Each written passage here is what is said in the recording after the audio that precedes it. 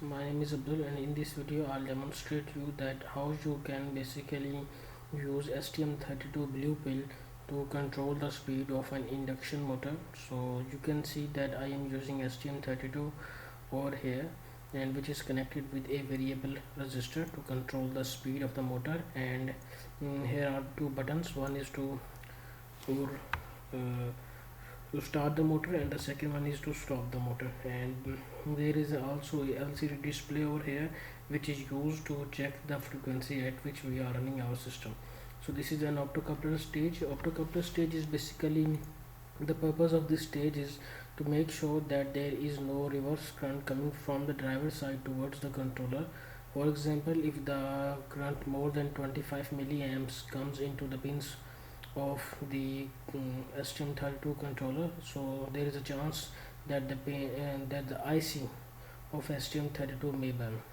So that is why we are using a optocouplers, just for the protection of our controller. And after the controller, there is a driver stage over here, which is basically convert your 5-volt signal into 12 volt or 16 volts depending upon the signal.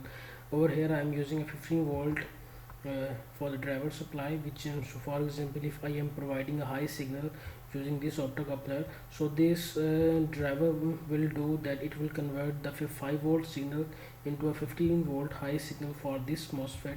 And and each MOSFET has two states, one is the high and the other one is a low state.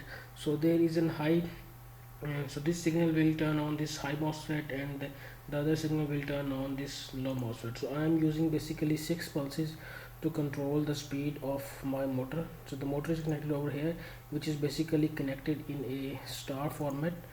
And as you basically run the motor, so you will run the simulation. So you can see that right now the frequency at which my potentiometer is at 41.54 Hertz. So you can decrease it from here. Okay, you can make it 0, and then you can make it 25 Hertz. Let's say we want to run our motor at 20.53 Hertz. So all you need to do is just to press this button. So as you press this button, you will see that the motor will start turning, and it will start reaching to its rated RPM.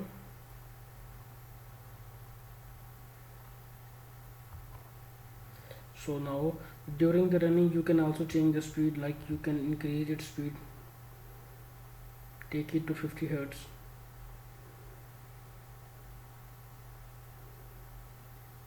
The motor will continue to rise its RPM. So, and if you want to stop your stuff, you just have to press this stop button. So as you press the stop button, the motor will stop and simulation will also stop.